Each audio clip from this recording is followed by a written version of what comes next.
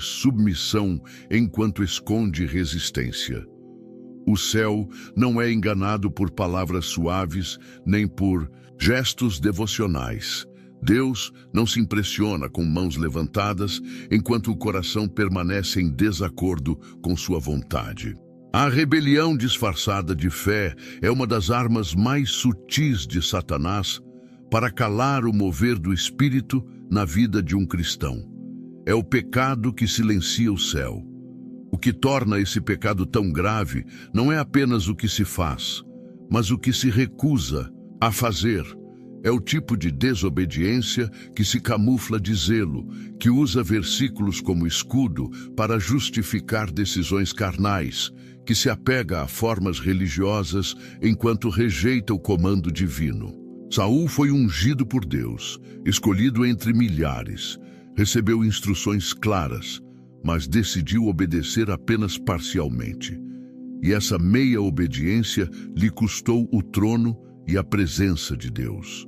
Quando o profeta Samuel confrontou Saul, ele ainda tentou argumentar: "Mas eu sacrifiquei ao Senhor. Eu fiz para agradar a Deus." Mas o céu não se move por intenções humanas. Deus não quer sacrifícios em lugar de obediência. A resposta de Samuel ecoa como um trovão sobre todos os que acham que podem negociar com Deus. Obedecer é melhor do que sacrificar, porque para Deus a rebeldia seletiva é igual à feitiçaria. Não é apenas um erro, é idolatria disfarçada. É declarar que a própria vontade tem mais autoridade que a palavra de Deus. E é exatamente isso que muitos fazem hoje. Vão à igreja, servem no ministério, cantam no coral, oram com eloquência, mas guardam áreas que não entregam. Relacionamentos que Deus já mandou cortar, decisões que Ele já mandou tomar, práticas que o Espírito já confrontou, mas continuam ali como se não fosse nada demais. O que isso revela? Que o coração ainda governa a si mesmo, que a aparência de fé encobre uma resistência à soberania de Deus, e Deus não tolera isso. Repare na vida de Saul. Depois de sua desobediência, ele até continuou no trono por um tempo, mas o Espírito do Senhor já havia se retirado dele. Sua liderança perdeu unção. Sua mente mergulhou em tormento. Seus dias se tornaram uma sucessão de decisões carnais, impulsivas, dominadas pelo medo e pela inveja. Ele começou tentando preservar seu nome e terminou consultando uma feiticeira. Isso é o que a rebeldia faz. Afasta o homem do conselho de Deus até que não reste mais discernimento, apenas ruído e confusão. E o mais triste é que Saul não se rebelou abertamente. Ele até acreditava que estava fazendo certo. É por isso que esse pecado é tão ignorado. Ele se disfarça, ele entra sorrateiro, ele mora na alma de quem diz: "Eu sei o que a Bíblia diz, mas no meu caso é diferente." Mora naqueles que escolhem quais partes do Evangelho aceitarão e quais continuarão ignorando. Esse tipo de fé não é fé. É manipulação espiritual. É a recusa de entregar tudo. O problema da rebelião seletiva é que ela endurece o coração com o tempo. O cristão começa ouvindo a voz de Deus com clareza. Depois, começa a negociar. Depois, ignora. E por fim, nem ouve mais. O céu silencia. Não porque Deus deixou de falar, mas porque o coração se tornou surdo. O mesmo espírito que antes conduzia com clareza agora é entristecido e o silêncio se instala. A pessoa continua frequentando cultos, cantando hinos, mas a alma está seca. A palavra já não corta, a oração já não flui, a presença já não aquece. O céu está silencioso e a causa está no coração rebelde. Davi, por outro lado, pecou com gravidade. Adulterou, mentiu, mandou matar. Mas a diferença entre Davi e Saul estava na resposta ao confronto. Quando o profeta Natã o expôs, Davi não argumentou, não tentou parecer certo, não escondeu sua culpa. Ele caiu de joelhos e clamou: Pequei contra o Senhor. Salmo 51. Por isso, Davi foi restaurado, porque Deus não rejeita um coração quebrantado, mas um coração resistente, que finge piedade e mantém o controle, é rejeitado, mesmo que continue com aparência de fé. Há muitos hoje que perderam o favor de Deus, não por escândalos visíveis, mas por resistência invisível. Gente que endureceu em áreas onde Deus já falou, já sinalizou, já alertou. Gente que ora, mas não ouve, que jejua, mas não obedece, que canta, mas não se dobra. Essa é a rebeldia espiritual disfarçada, o pecado que silencia o céu. E talvez você, enquanto ouve essas palavras, perceba que Deus está trazendo à tona exatamente aquilo que você tem evitado. Talvez existam decisões que você precisa tomar, passos que já foram ordenados, renúncias que você tem postergado. O Espírito Santo está te mostrando que enquanto houver resistência, não haverá paz. Enquanto você continuar lutando com a vontade de Deus, o céu continuará em silêncio. Não se engane, a aparência não sustenta uma vida diante de Deus. O que Deus quer é o coração inteiro. E se hoje Ele está confrontando a sua rebeldia silenciosa, é porque ainda há tempo de arrependimento. Ainda há tempo de se dobrar.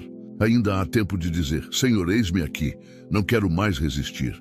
Essa oração, simples e sincera, tem o poder de romper os céus, de fazer o Espírito voltar a falar, de restaurar o que foi perdido, porque Deus não rejeita um coração que se rende totalmente, mas Ele resiste ao que insiste em fingir. Não importa quão bela seja a canção, quão eloquente seja a oração, ou quão ativa seja a agenda espiritual. Se o coração está em rebelião, o céu permanece em silêncio. E não há pior lugar para um cristão do que estar espiritualmente ativo e espiritualmente rejeitado. O pecado que cega a alma, a indiferença com o próximo. Há um tipo de pecado que não grita, não escandaliza, não faz barulho, mas apodrece a alma por dentro. Ele não se comete com as mãos, nem com a boca, mas com a omissão do coração. É o pecado da indiferença, aquele que silencia quando deveria socorrer, que se afasta quando deveria se aproximar, que fecha os olhos quando a dor do outro clama por misericórdia. Esse é o pecado que cega a alma, porque torna o cristão incapaz de enxergar o próximo e, portanto, incapaz de ver a Deus. Muitos acham que estão bem com o Senhor porque evitam os grandes pecados. Não adulteram, não roubam, não matam. Mas o juízo de Deus também recai sobre aqueles que simplesmente não amam, que passam pelas necessidades alheias como se fossem invisíveis, que preferem manter a imagem limpa a sujar as mãos com as feridas dos caídos. É contra esse tipo de fé morta que Jesus falou em tantas ocasiões. Fé que se orgulha da aparência, mas que não se dobra em compaixão. A parábola do bom samaritano não é um conto sobre bondade genérica. É uma denúncia direta ao coração religioso que se torna insensível. O sacerdote passou ao lado do homem caído. O levita olhou, mas seguiu adiante. Somente o samaritano, alguém desprezado pela tradição judaica, parou, se compadeceu e cuidou. Jesus termina essa parábola com uma pergunta que fere o orgulho dos religiosos. Quem foi o próximo daquele homem? E o religioso, engolindo seco, responde: aquele que teve misericórdia. Quantos hoje estão dentro da igreja, mas passando ao largo dos feridos? Quantos levantam as mãos no culto, mas nunca estendem a mão na rua? Quantos dizem que amam a Deus, mas não se movem diante do sofrimento humano? A Bíblia é clara. Quem sabe que deve fazer o bem e não o faz, comete pecado. Tiago 4,17. E não se trata de fazer grandes ações ou atos públicos de generosidade. Trata-se de não endurecer o coração diante da dor, de não tratar o sofrimento do outro como se fosse problema de alguém, ou consequência da vida. Há uma dureza de coração que se disfarça de sabedoria espiritual. Gente que diz, não é meu chamado, ou não posso me envolver com tudo. Mas o verdadeiro amor de Cristo não escolhe quando agir. Ele se move onde há dor, se inclina onde há choro, se envolve mesmo quando é inconveniente. Indiferença é não sentir. E quem não sente, não ama. E quem não ama, ainda não conheceu a Deus. Porque Deus é amor. Lembre-se do que Jesus disse no grande julgamento final, em Mateus 25. Ele separará os bodes das ovelhas, não com base em doutrina, mas em misericórdia. Estive com fome, e me destes de comer. Estive nu, e me vestistes. Estive preso, e fostes me visitar. E os que o serviram perguntarão, Senhor, quando te vimos com fome, ou nu, ou preso? E ele dirá, todas as vezes que fizestes a um destes pequeninos, a mim o fizestes. Mas aos que foram indiferentes, ele dirá, apartai-vos de mim. Você percebe? A indiferença não é neutra. Ela é um pecado que fere diretamente o coração de Deus, porque rejeita os que Deus ama, porque nega consolo aos que Deus quer consolar, porque se recusa a ser instrumento nas mãos do Espírito. E por trás da indiferença, o que há? Egoísmo, medo, conforto, gente que não quer sair da bolha de segurança para se envolver com a dor do mundo. Mas quem ama, sempre se expõe. Quem ama, sempre se entrega. Não dá para dizer que segue a Cristo e ignorar os caídos à beira do caminho. O apóstolo João escreveu com firmeza, se alguém possuir recursos materiais e vendo seu irmão em necessidade não se compadecer dele, como pode permanecer nele o amor de Deus? 1 João 3,17. É uma pergunta que não precisa de resposta, porque ela mesma já denuncia a verdade. Onde não há compaixão, não há presença de Deus. Onde há frieza, Deus se afasta. Onde há olhos fechados, não há luz. Essa cegueira espiritual não acontece de um dia para o outro. Ela começa com pequenas justificativas, com o não é meu problema, com o ele que se vire, com o tenho meus próprios problemas para resolver. E assim o coração vai se tornando uma pedra, a empatia vai morrendo, a alma vai se tornando estéril. E a fé vira só uma formalidade. Mas Deus está chamando o seu povo ao arrependimento, ao quebrantamento, à sensibilidade, porque não adianta cantar sobre o céu enquanto se é indiferente ao sofrimento da terra. Não adianta pregar sobre salvação e ignorar os que estão perdidos, gritando em silêncio ao nosso redor. O amor que não se move é mentira. A fé que não se manifesta em misericórdia é morta. O evangelho sem compaixão é apenas religiosidade vazia, e muitos dos que hoje se acham seguros correm risco eterno, porque a dureza de coração é um sinal de apostasia silenciosa. Não se trata apenas de ajudar os pobres, se trata de ter um coração que se comove, um coração que sofre com os que sofrem, que chora com os que choram, que carrega as cargas uns dos outros. Porque essa é a lei de Cristo. Talvez você se pergunte, mas o que posso fazer? O mundo está cheio de dor. Sim, e é por isso mesmo que Deus quer usar você. Você não foi chamado para salvar o mundo todo, mas foi chamado para não ser indiferente a quem Deus colocar no seu caminho. Um gesto, uma palavra, uma escuta, uma ajuda concreta podem ser instrumentos do céu na vida de alguém. E mais do que isso, podem ser a sua salvação contra o veneno da frieza espiritual. Se hoje o Espírito Santo te confronta com esse pecado, não endureça o coração.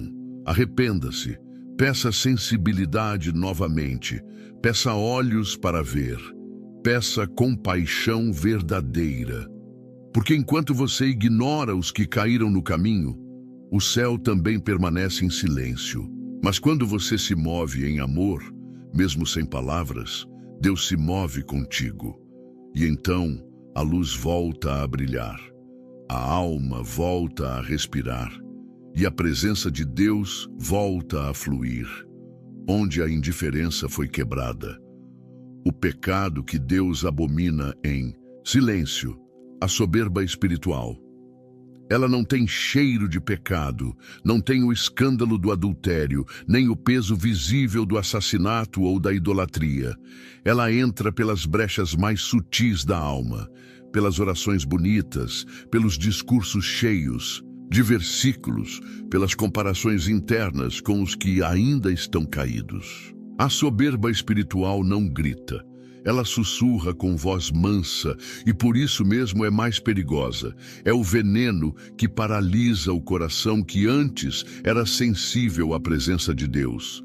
O homem se convence de que está de pé, quando na verdade já caiu por dentro. E o mais grave, Deus resiste a ele. Quando a Bíblia afirma que Deus resiste ao soberbo, Tiago 4:6, isso é um alerta de guerra espiritual, porque não é Satanás que se opõe ao soberbo, é o próprio Deus. Aquele que deveria ser refúgio, socorro, fortaleza, se torna resistência. Não há outro pecado no Novo Testamento com essa declaração tão direta. Nem ao adúltero se diz que Deus resiste, nem ao ladrão, ao homicida, ao mentiroso, mas ao soberbo, sim. Porque a soberba espiritual constrói um trono para o próprio eu e tenta colocar Deus como servo de sua religião. Jesus ensinou uma parábola que expõe esse veneno com precisão. 2 homens subiram ao templo para orar, um fariseu, o outro publicano. O fariseu se colocava de pé com palavras belas e postura confiante. Ó Deus, graças te dou porque não sou como os outros homens. Ele não clamava por perdão, não se via necessitado, não dobrava o coração. Ele se comparava, ele se destacava, ele se exaltava. Enquanto falava, seus olhos estavam mais voltados para si do que para Deus. O publicano, por outro lado, nem ousava levantar os olhos ao céu. Batia no peito, dizendo: tem misericórdia de mim, pecador. E Jesus diz que este homem, e não outro, desceu justificado. O céu se moveu em direção ao quebrantado e ignorou o religioso. Por quê? Porque Deus não habita em tronos humanos. Ele se aproxima dos humildes, dos contritos, dos que reconhecem a própria miséria e não disfarçam. Isso com espiritualidade performática. A soberba espiritual não nasce do mundo. Ela nasce dentro da religião, nos corredores das igrejas, nas bocas que pregam com eloquência, nos ministérios que se tornaram palcos, nos corações que se inflam de vaidade por causa do conhecimento bíblico, do tempo de fé, das experiências com Deus. E ela é traiçoeira porque não se revela de uma vez. Ela começa com um sentimento sutil de superioridade. Depois vem o julgamento disfarçado de discernimento. Depois, a frieza com os mais fracos. Depois, a rejeição do arrependimento. E, por fim, o distanciamento da graça, mesmo quando o corpo permanece no templo. Foi esse orgulho que expulsou Lúcifer do céu. Ele estava cercado pela glória, caminhava entre pedras de fogo, era modelo de perfeição, mas em seu coração nasceu a vaidade. Subirei acima das estrelas de Deus, estabelecerei o meu trono. Isaías 14:13-14. Ele não desejava se afastar de Deus, ele desejava ser como Deus, e é isso que a soberba espiritual faz com o cristão. Coloca a criatura no lugar do Criador. A pessoa já não depende do Espírito, ela age no automático, já não busca direção. Ela julga que já sabe tudo, já não teme cair, ela acha que está acima dos riscos. E essa ilusão precede a queda. O soberbo não aprende, não ouve, não se arrepende. Ele prefere parecer certo a ser curado, prefere ter razão do que ter transformação. E muitas Vezes, é essa mesma pessoa que se torna referência para outros, perpetuando uma espiritualidade de fachada, onde não há lágrimas, nem confissão, nem cruz. Só palavras bonitas e corações vazios. É possível conhecer a Bíblia de capa a capa e ainda assim ser resistido por Deus. É possível orar todos os dias e não ser ouvido. É possível pregar com eloquência e não ter a unção, porque Deus não unge orgulho, Deus não derrama sua glória sobre um coração altivo. Ele desce onde há chão, ele se inclina onde há poeira, ele se revela onde há verdade. Essa soberba também contamina a maneira como se olha para os outros. O irmão que tropeça não é mais alguém para ser restaurado, mas um exemplo do que não se deve ser. A moça desviada não é mais uma filha que precisa ser resgatada, mas uma mancha para a reputação da igreja. O visitante estranho não é acolhido, é vigiado. E assim, a graça vai sendo bloqueada, o fluxo do Espírito vai cessando. E o ambiente se torna pesado, frio, impiedoso. Como os fariseus, especialistas em apontar pecados, cegos para os próprios. E mesmo entre os que clamam por avivamento, a soberba pode ser o maior empecilho, porque o avivamento verdadeiro não visita altares de exibição, mas corações prostrados. Não se manifesta onde há competição espiritual, mas onde há sede genuína. Muitos pedem por fogo, mas se recusam a descer das suas plataformas de superioridade. E enquanto isso, o céu permanece fechado. Porque Deus resiste ao soberbo. A restauração só começa quando o homem desce. Quando ele reconhece que, sem a misericórdia de Deus, não é nada. Quando ele olha para o pecador e diz, ali poderia estar eu. Quando ele se vê como carente da mesma graça que prega. Quando ele para de tentar impressionar a Deus e começa a simplesmente confessar. Ali, e só ali, Deus começa a operar. Porque ali há espaço para a glória dele. Se há hoje dentro de você qualquer sentimento de autossuficiência espiritual, que seja quebrado agora. Se você já começou a se comparar com os outros e a se sentir melhor, fuja disso. Se você já tem dificuldades de ouvir uma palavra de correção, pare tudo e se ajoelhe. Porque Deus não vai operar através de você enquanto não operar dentro de você. E para isso, ele precisa derrubar o altar da soberba. A palavra diz que o Senhor exalta os humildes. Salmo 147:6. E essa exaltação não é visibilidade, não é palco, não é reconhecimento humano. É presença, é fogo, é intimidade, é restauração da alma. E tudo isso começa onde o orgulho termina, onde o homem para de tentar parecer justo e simplesmente se lança, nu e quebrado, diante do Deus que vê tudo. Não é a aparência da santidade que atrai o céu, é o arrependimento sincero, a humilhação genuína, a confissão sem filtros, porque o que Deus procura não é perfeição, é verdade. Verdade no íntimo, verdade na dor, verdade na rendição. E quando essa verdade é encontrada, o soberbo morre e o coração volta a viver. O pecado que afasta o espírito, a fofoca santificada. Ela se apresenta com sorrisos, veste a capa da espiritualidade. Muitas vezes vem acompanhada de um suspiro piedoso, de uma voz suave e de palavras como precisamos orar por fulano. Ou soube de algo muito sério, mas só estou contando para você interceder. Mas por trás da aparência de zelo, de cuidado, de interesse pelo bem-estar do outro, se esconde um dos pecados mais destrutivos e mais ignorados dentro das igrejas: a fofoca santificada. Aquela que não se considera pecado porque vem disfarçada de oração, de conselho, de preocupação com a doutrina. E, no entanto, Tiago, irmão de Jesus, foi direto.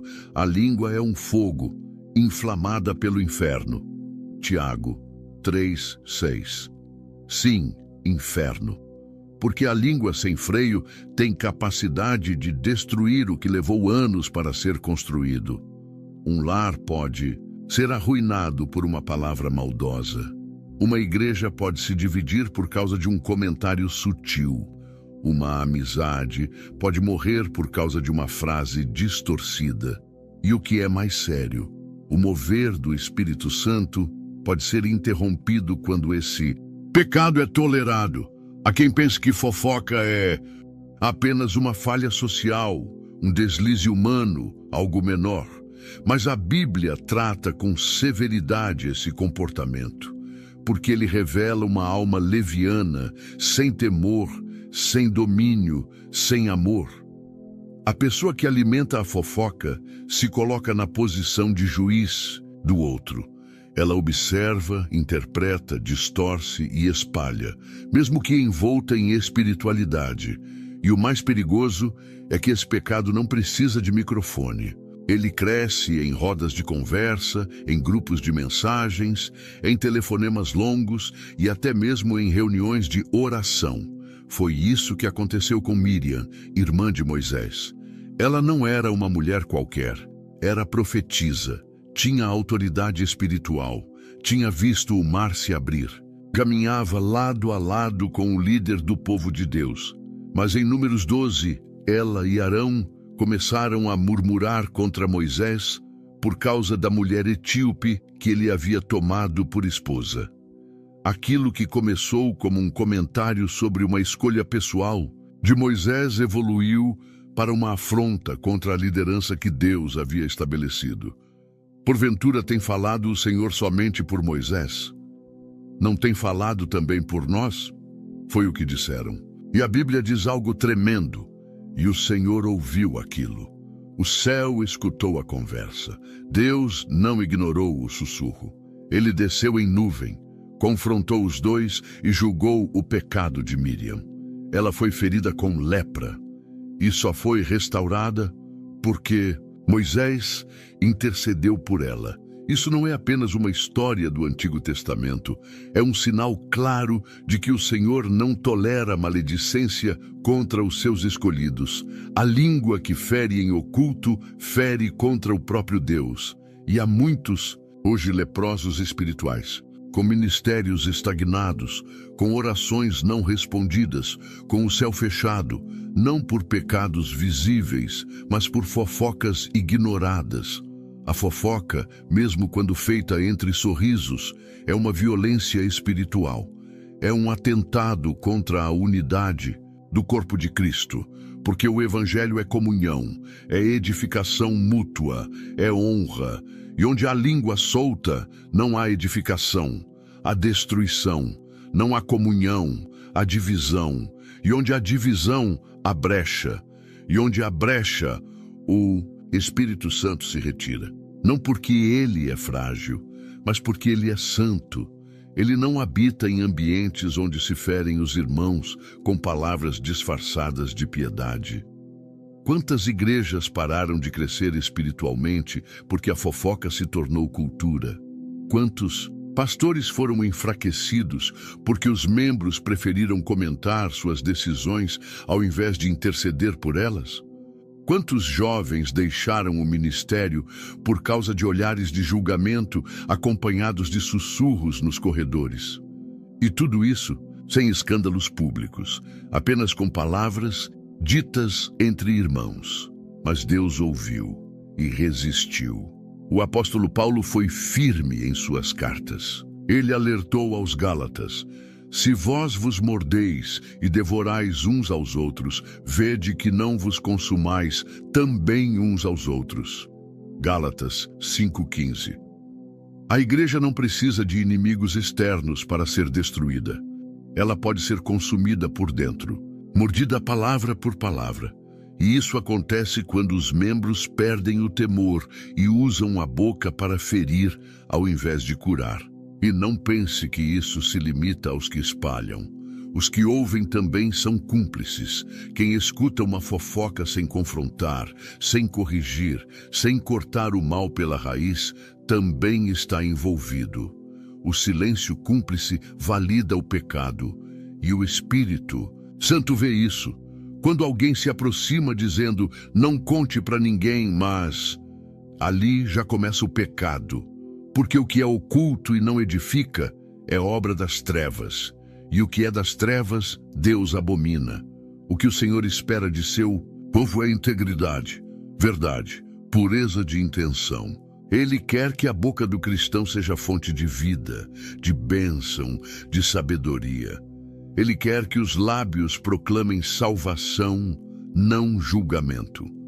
Que compartilhem esperança, não acusações. Que espalhem cura, não veneno.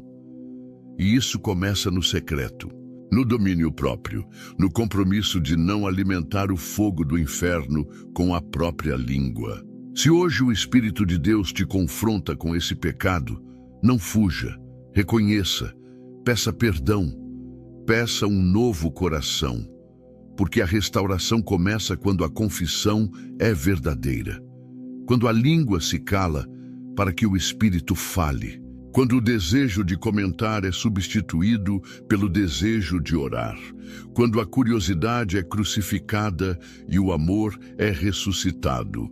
E se você tem sido alvo de fofocas, saiba que o mesmo Deus que ouviu Miriam, ouve hoje o que dizem de você.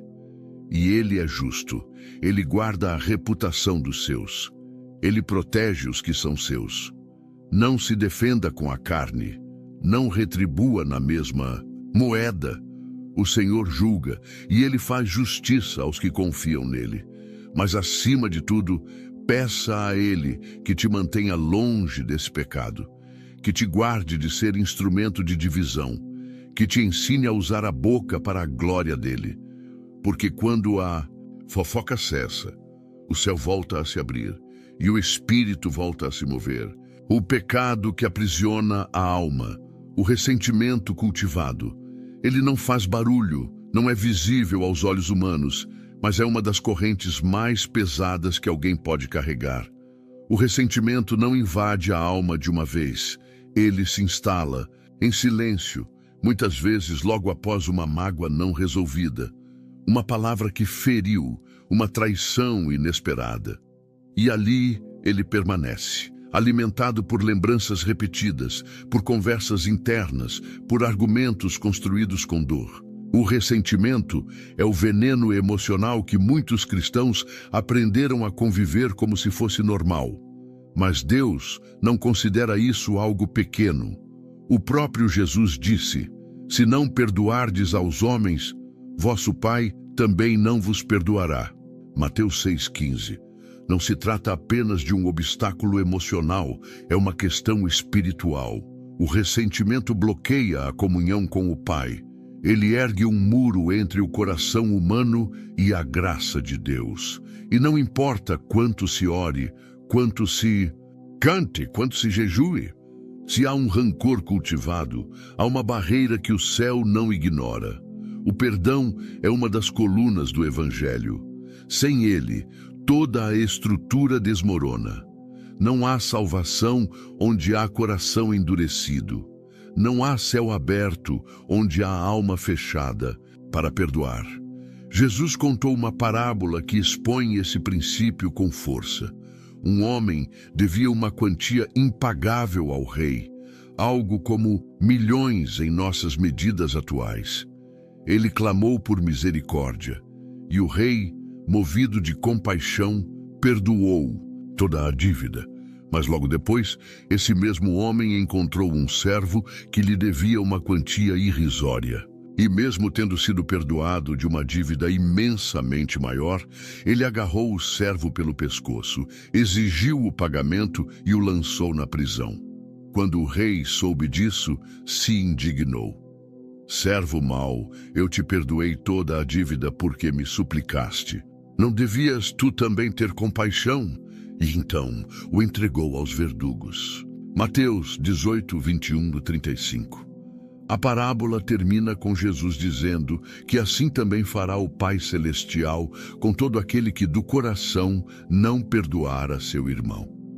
Não se trata de um gesto superficial.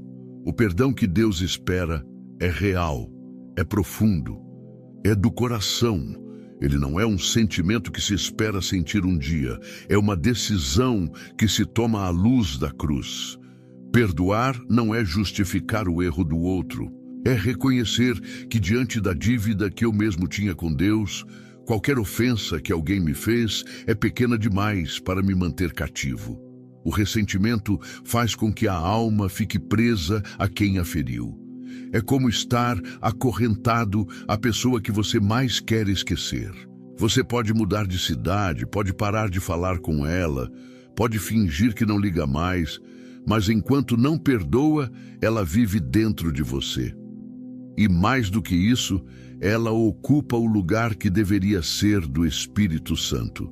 Porque onde há amargura, a presença de Deus não flui. Onde há ódio secreto, a oração não sobe. Onde há lembrança contaminada, a fé não se sustenta. E muitos estão sofrendo hoje, não por ataques externos, mas por ressentimentos internos. A doença física, o esgotamento mental, a frieza espiritual. Tudo isso, em muitos casos, é consequência de anos de mágoas engolidas e nunca entregues ao Senhor. O coração se torna um campo de batalha, onde a ofensa do passado continua, lutando contra a promessa do futuro. E o que deveria ter sido deixado na cruz se torna um altar de dor que rouba a alegria, a leveza, a liberdade. O problema é que o ressentimento se disfarça bem. Ele veste a roupa da justiça própria. Eu só quero distância. Eu só me protejo de quem me fez mal. Não é ódio, é apenas precaução. Mas o que está por trás disso, na maioria das vezes, é a recusa de entregar a ferida a Deus. É a tentativa de punir o outro com o silêncio, com o desprezo, com o distanciamento. Só que, na verdade, o único punido é o próprio ressentido. Porque a falta de perdão nos aprisiona em uma cela que nós mesmos trancamos por dentro. A palavra de Deus nos chama à reconciliação não como um acessório da fé, mas como uma urgência. Jesus disse que se alguém estiver no altar oferecendo sua oferta e lembrar que tem algo contra seu irmão, deve primeiro deixar ali a oferta, ir se reconciliar e depois voltar para adorar. Mateus 5, 23, 24. Isso mostra o quanto o céu leva a sério as questões do coração. O culto não é aceito quando há divisão interna. A adoração é interrompida quando o coração não reflete a paz de Cristo. Não é fácil perdoar. Não é automático, não é leve no início, mas é necessário e é possível, porque o Espírito Santo nos capacita para isso. A decisão é sua, mas a força vem dele. Você não precisa esperar sentir vontade. Você precisa se posicionar diante da cruz e dizer: Senhor, eu decido liberar esse perdão. Eu não quero mais manter essa prisão dentro de mim. E então, dia após dia, essa escolha se transforma em cura. O Espírito de Deus não habita em um coração dividido entre a graça e o ódio.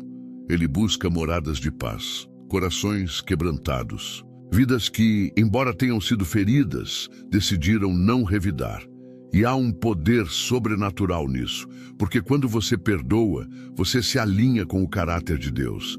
Você honra o sangue que te lavou. Você interrompe o ciclo do mal. E você destranca as portas do céu sobre sua própria vida.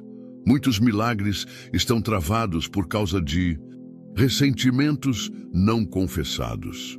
Muitos ministérios não avançam porque ainda há pessoas do passado que permanecem como sombras nas emoções do presente. Muitos relacionamentos estão marcados por bloqueios que poderiam ter sido curados com um simples gesto de humildade. Não espere o outro pedir perdão. Não espere justiça terrena. Libere, entregue, deixe o juízo nas mãos de Deus e a paz voltará a reinar. Se você quiser andar com Cristo, precisa aprender a perdoar como Ele perdoa. Ele foi traído, cuspido, espancado, crucificado. E ainda assim disse: Pai, perdoa-lhes. Lucas 23:34. O perdão de Jesus não foi condicional. Ele não esperou o arrependimento para liberar amor. Ele decidiu perdoar porque sabia que essa era a única forma de salvar. E se somos dele, precisamos aprender a fazer o mesmo. A liberdade da alma não vem quando o outro muda. Vem quando você libera. Vem quando você deixa de carregar pesos que não foram feitos para você. Vem quando você escolhe obedecer, mesmo sem entender. Vem quando você confia que o perdão é o caminho da cura e não da fraqueza. E é nesse caminho que a graça volta a operar. A presença volta a fluir. O coração volta a amar. Porque onde há perdão, há Deus. E onde há Deus, não há mais espaço para a prisão. O pecado que mata em silêncio, a inveja disfarçada de zelo. A inveja, quando entra nos ambientes espirituais, veste trajes de santidade. Ela se esconde atrás de supostos discernimentos, de observações maduras, de preocupações com o zelo do Evangelho. Ela diz: não é inveja, é só que eu não concordo com o jeito que ele faz. Ou, eu não vejo unção naquilo, parece mais vaidade do que chamado. Mas por trás do verniz de espiritualidade, o coração já está contaminado. O que era para ser amor se torna comparação. O que era para ser honra se transforma em crítica. O que era para ser comunhão se torna competição. Tiago foi enfático, porque onde há inveja e sentimento faccioso, aí há confusão e toda obra má. Tiago 3:16. A inveja não apenas fere, ela abre a porta para uma sequência de destruições. Ela gera divisão, sussurros, ruído, sabotagem, silenciosa.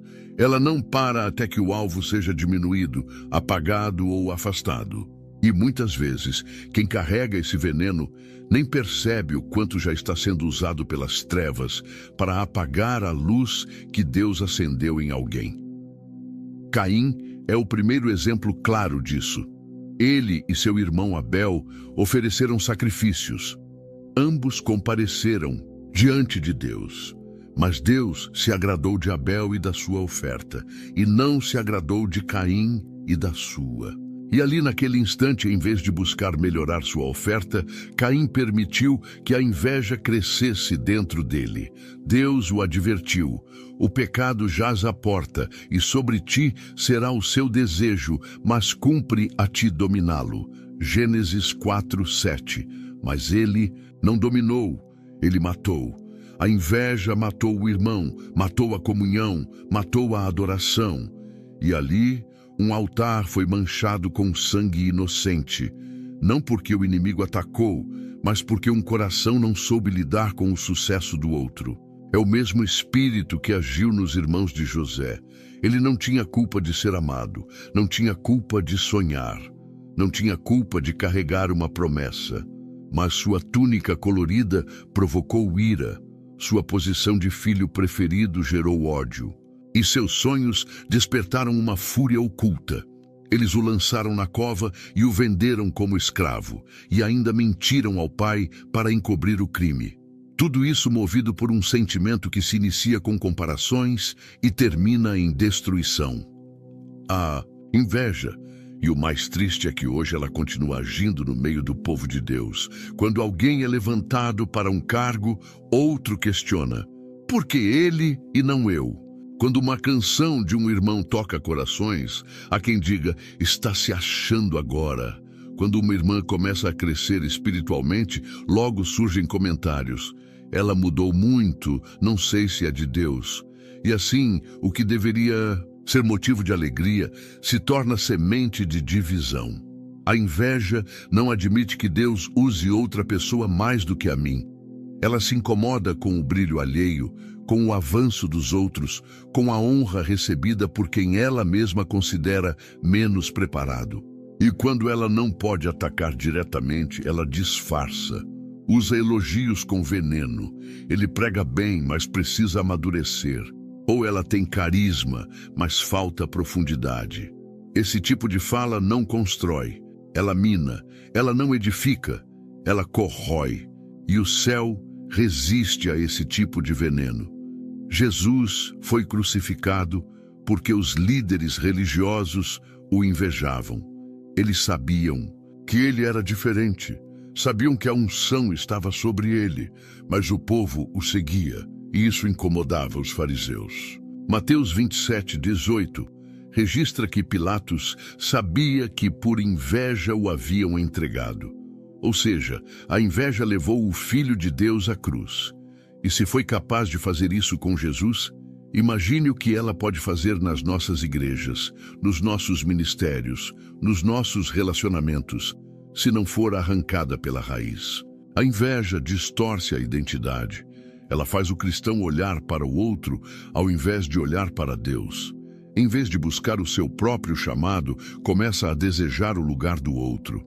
Em vez de celebrar o que o Senhor está fazendo, começa a criticar o modo como está sendo feito. E esse espírito se alastra. Ele não fica isolado. Ele encontra ouvidos dispostos. Ele procura corações vulneráveis. Ele entra sorrateiro e vai contaminando a atmosfera espiritual. E quando menos se percebe, o ambiente está carregado de competição disfarçada de santidade. A inveja é pecado mortal, porque ela não fere apenas o próximo. Ela nos afasta de Deus. Como posso amar a Deus a quem não vejo, se não suporto ver meu irmão sendo abençoado? Como posso dizer que ando em luz, se o sucesso do outro me escurece por dentro? Como posso clamar por avivamento, se me incomodo com quem carrega o fogo? A resposta é: não posso, é incoerente. E Deus não se move em ambientes de incoerência. O Espírito Santo opera onde há honra, onde há verdade, onde há celebração mútua, onde há liberdade para o outro crescer sem ser atacado por isso, onde há alegria genuína pela vitória do próximo. E essa postura não nasce naturalmente. Ela precisa ser cultivada. Precisa ser uma decisão. Eu escolho me alegrar. Eu escolho honrar.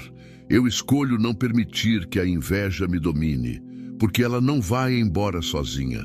Ela precisa ser confrontada com a cruz. O antídoto contra a inveja é a gratidão. Quando eu sou grato pelo que Deus me deu, eu paro de cobiçar o que Ele deu ao outro. Quando eu reconheço que há um propósito exclusivo sobre minha vida, eu deixo de querer ocupar o lugar de alguém. Quando eu compreendo que a glória é toda de Deus, eu entendo que o sucesso do irmão não é ameaça. É sinal de que o reino está avançando. E isso deve ser celebrado, não combatido. Se hoje você se percebe envolvido em pensamentos de comparação, críticas constantes, desconforto, com o crescimento dos outros, pare agora. Não justifique, não racionalize, arrependa-se. Porque esse pecado, mesmo em silêncio, mata.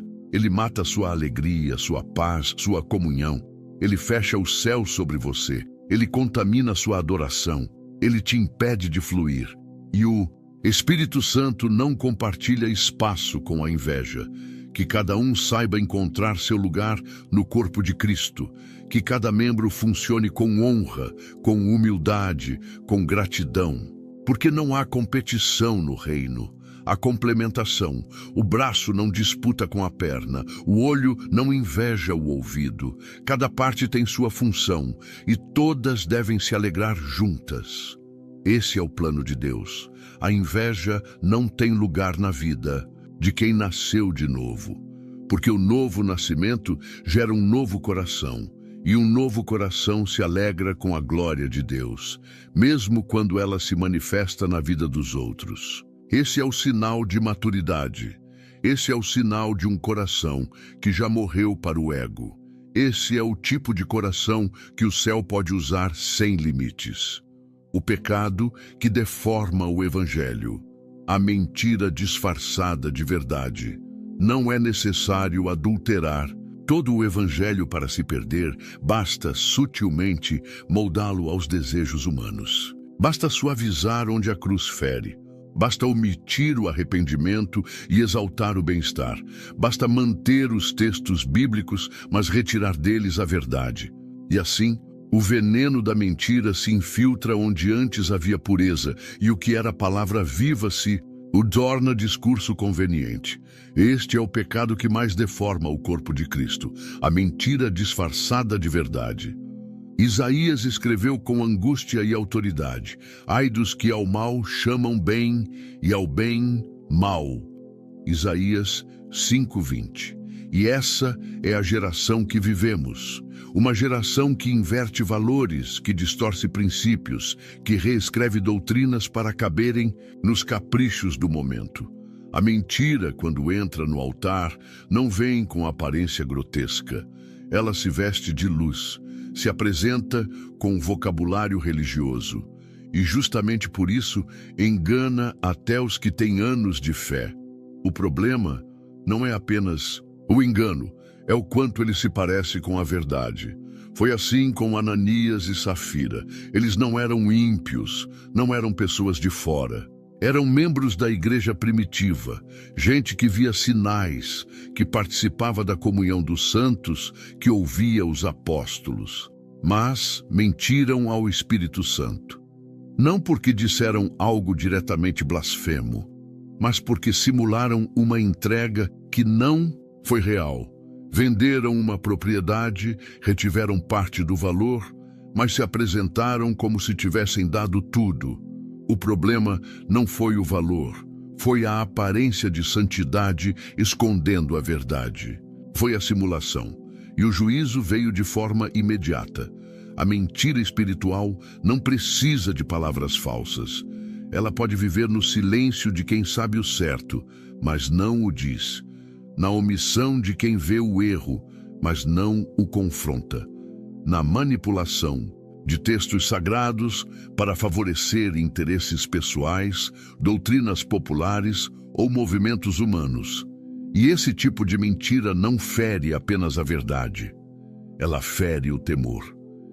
Ela remove do coração a reverência diante da presença de Deus. Ela substitui a cruz pelo conforto, o chamado pelo marketing, a entrega pela autopromoção. E quando isso acontece, o Espírito Santo se afasta. Hoje, muitos vivem como se pudessem negociar com a palavra. Usam versículos como justificativa, não como direção. Puxam promessas para si, mas ignoram os mandamentos. Chamam de interpretação o que na verdade é resistência ao arrependimento. Moldam o evangelho ao seu gosto, mas não permitem que ele molde seu caráter. O resultado disso é uma fé rasa, emocional, centrada no homem. Uma fé que celebra os dons, mas esquece o fruto. Que ama os milagres, mas rejeita a renúncia. Que fala do céu, mas não quer largar o mundo. E isso tudo é mentira. Porque o verdadeiro evangelho exige mudança. Ele chama ao arrependimento. Ele não mascara o pecado. Ele o confronta. Ele não alivia a consciência. Ele a transforma. O evangelho de Jesus nunca foi conveniente. Ele foi duro, foi estreito, foi cortante. Mas foi e continua sendo o único caminho de salvação. A mentira disfarçada de verdade também aparece quando se usa a Bíblia para justificar condutas que o Espírito já condenou. Quando alguém tenta encontrar um ponto de equilíbrio entre o pecado e a santidade. Quando diz que Deus conhece meu coração para justificar sua teimosia. Sim, Deus conhece. E isso deveria gerar temor, não desculpas. O problema não está na ignorância, está na resistência. Muitos sabem o que é certo, sabem o que é santo, mas escolhem uma mentira confortável ao invés de uma verdade libertadora. O que Deus quer de nós é verdade no íntimo, não perfeição, não máscaras, não discursos bonitos, mas um coração que diga: Senhor, aqui está minha verdade, com todas as minhas falhas, mas sem disfarces. A mentira, mesmo pequena, mesmo disfarçada, mesmo bem intencionada, é uma ofensa contra o Espírito, porque ele é o Espírito da verdade. Ele não habita em duplicidade, ele não coopera com engano, ele não unge falsidade. A mentira também destrói a confiança da comunidade. Quando alguém vive uma aparência que não condiz com a realidade, não é só a sua fé que é atingida, é a fé dos outros também. Jovens se decepcionam, novos convertidos se escandalizam, a igreja se torna cética e o inimigo sorri, porque não precisa atacar de fora quando já há corrupção por dentro. Por isso, o juízo sobre Ananias e Safira foi... Pés de altura, ergue-se acima dos campos de concentração de Belsen. Uma pequena cruz foi colocada por Sir Edmund Hillary, o primeiro homem a conquistar o topo da montanha, enterrada na neve e no gelo do cume do Monte Everest. Agora, muitos de vocês são muito religiosos e têm uma cruz gravada em suas Bíblias ou a usam ao redor do pescoço. E a pergunta que quero fazer a vocês nesta noite é esta: o que a cruz significa para você? Porque todas as igrejas católicas e todas as igrejas protestantes têm uma cruz. Esta é a única coisa em que todos concordamos: a cruz. Todo o mundo cristão olha para a cruz. Porque Paulo disse que ele se gloriava nela mais do que em qualquer outra coisa no mundo. Paulo poderia ter se gloriado em sua educação. Ele era um dos homens mais instruídos de sua época. Poderia ter se gloriado na sua capacidade de falar várias línguas, pois era fluente em várias. Poderia ter se gloriado no fato de ser cidadão romano, mas não o fez. Ou poderia ter se gloriado em certas coisas sobre Jesus Cristo, além da cruz. Seu nascimento miraculoso e espetacular, nascido de uma Virgem Maria, ou o grande ensinamento de Cristo.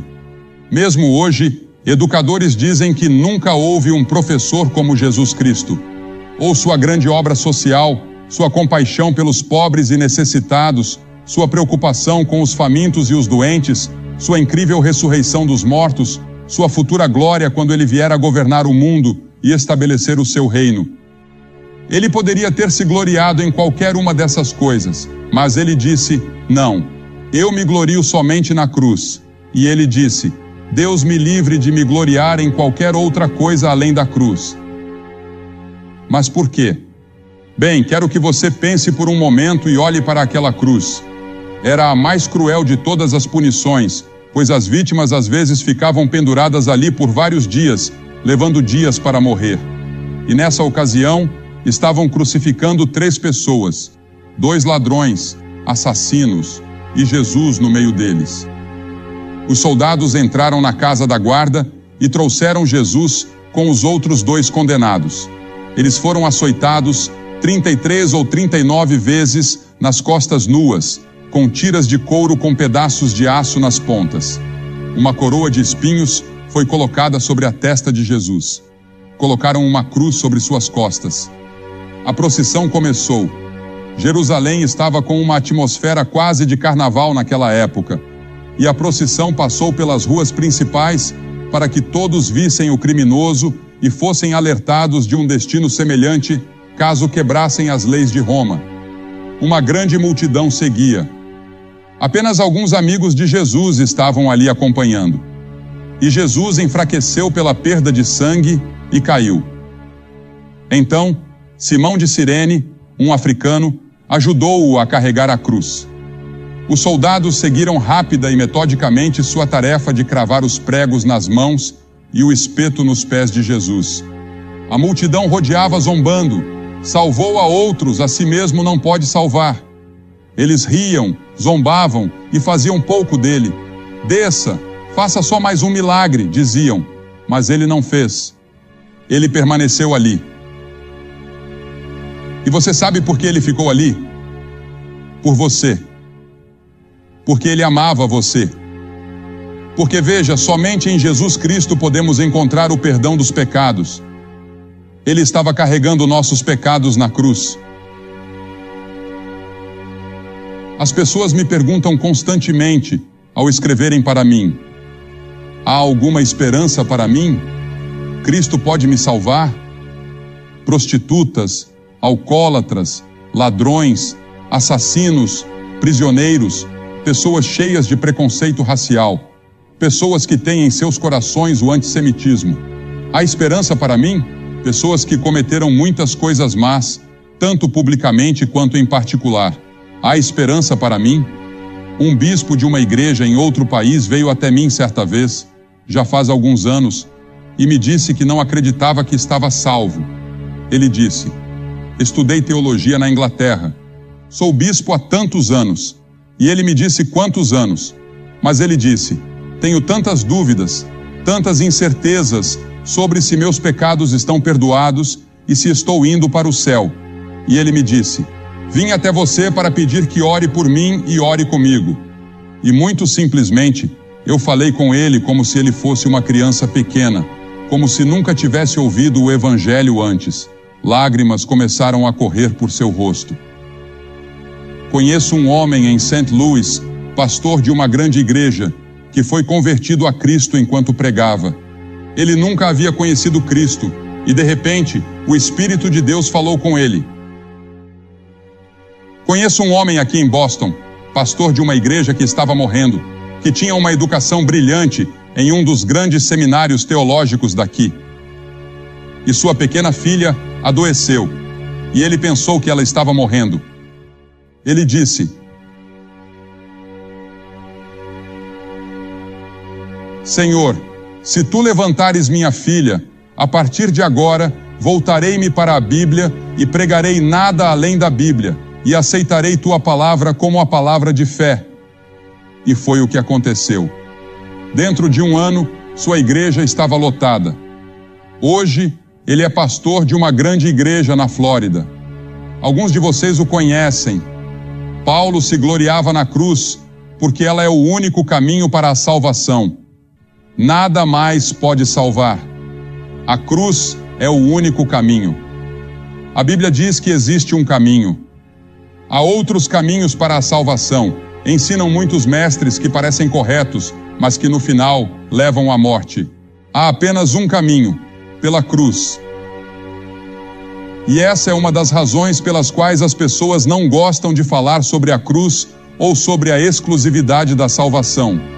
Gostamos de pensar que existem muitos caminhos, existem muitos modos de adorar, muitas formas de orar, e Deus ouve as orações de todas as pessoas ao redor do mundo. Qualquer pessoa que clamar pelo nome do Senhor será ouvida. Mas há apenas um caminho delineado na Bíblia, e eu, como ministro do Evangelho, devo declarar a vocês o que o apóstolo Pedro disse. Não há nenhum outro nome debaixo do céu pelo qual devamos ser salvos. Jesus disse: eu sou o caminho, a verdade e a vida. Ninguém vem ao Pai senão por mim.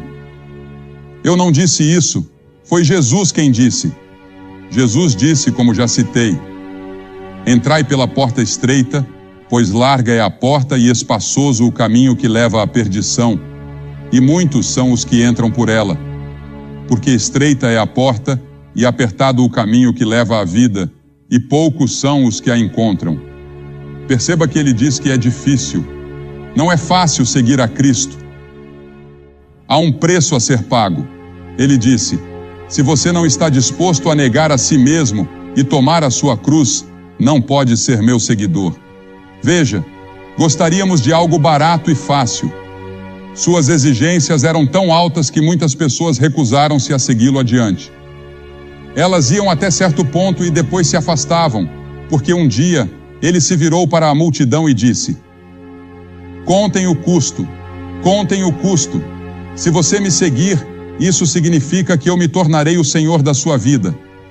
Se você me seguir, isso significa que você se tornará meu aprendiz, meu discípulo, e deve obedecer aos meus mandamentos. Você deve amar seu próximo como a si mesmo, se me seguir. Se me seguir, deve se preocupar com as necessidades do mundo. Se você me seguir, deve estar disposto a carregar sua cruz. Eu vou para a cruz. Serei executado. Isso significa que você deve estar disposto a voltar para a sua escola, para a sua casa, para o seu bairro e dizer às pessoas que você conhece a Cristo e permitir que elas vejam Cristo em você. Isso não será fácil, mas se você fizer isso, Ele estará com você. Ele não nos pede para vivermos a vida cristã sozinhos. Eu não consigo viver a vida cristã. Serei honesto com você. Eu não consigo. Mas Cristo pode vivê-la através de mim, se eu permitir. E Ele pode produzir o fruto do Espírito. Ele pode me dar um amor, uma alegria e uma paz que nunca encontrarei em nenhum outro lugar deste mundo. Ele pode me dar a certeza da vida eterna. Jesus também nos advertiu de que nem todo aquele que diz Senhor, Senhor, entrará no reino dos céus, mas apenas aquele que faz a vontade de meu Pai, que está nos céus. Muitos dirão a mim naquele dia: Senhor, Senhor, não pregamos em Teu nome, e em Teu nome não expulsamos demônios, e em Teu nome não fizemos muitas obras maravilhosas? E então Ele dirá: Nunca vos conheci. Apartai-vos de mim, vós que praticais a iniquidade. Veja, você pode ir à igreja, pode ser uma pessoa boa e talvez nunca realmente conhecer a Cristo. Conheço muitas pessoas que vivem vidas morais.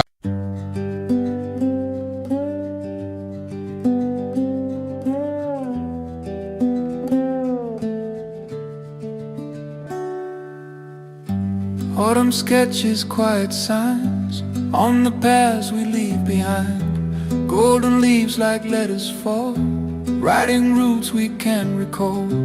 Every step a faded trace, carried in the wind's embrace. Footprints vanish with the breeze, but these leaves show where we'll be. Hold the trembling in your hand, feel the map of shifting lands. Though the ground might fade away, the map remains in what we say. Maps written by fallen leaves, guiding hearts through shifting breeze. Every color, every scene shows the truth beneath the dream. Walk the roads we never chose, follow where the leaf wind blows. Maps written by fallen leaves, lead me where my spirit breathes. Shadows dance in amber light, shaping stories out at night. Lanes of gold and lanes of rust, trust the path that drifted dust. If the world forgets your name, don't you dare forget the flame. In the rustle of the trees, your direction rides the breeze. Lift your eyes to open skies, where the fallen leaf survives. In the drift and in the fall, find the map beyond it all. Maps written by fallen leaves, guiding hearts through shifting breeze. Every color, every scene shows the truth beneath the dream. Walk the roads we never chose, follow where the leaf wind blows. Maps written by fallen leaves, lead me where my spirit breathes.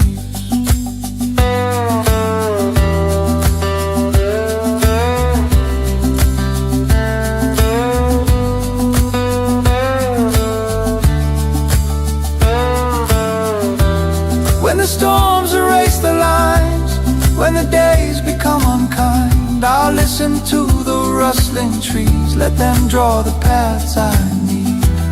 No direction carved in stone, only wings of winds we've thrown. I'll wander with a heart that grieves, yet guided by those fallen leaves.